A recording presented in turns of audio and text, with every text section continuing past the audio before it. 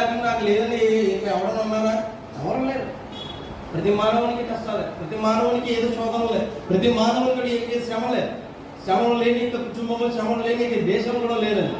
గ్రామం గురించి చెప్తలేదు, ఏ దేశం కూడా లేదు. ప్రతి గ్రామంలో, ప్రతి రాష్ట్రంలో, ప్రతి దేశంలో కూడా ఇవే శ్రమలు ఉన్నాయి.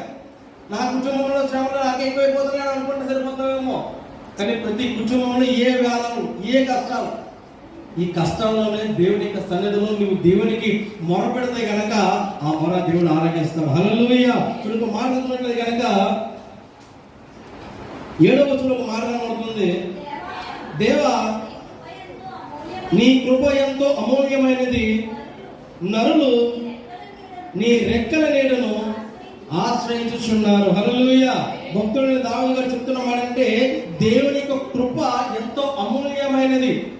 కొన్నిసార్లు అమూల్యమైన వస్తువులను, ఒక ప్రాముఖ్యమైన వస్తువులను షోకేసులో, సరుకుల్లో పెడతా ఉంటాయి. ఎందుకంటే అది ఒక పవిత్రమైనది, పవిత్రం ఉంటుంది కానీ అది ఒక విలువైనది.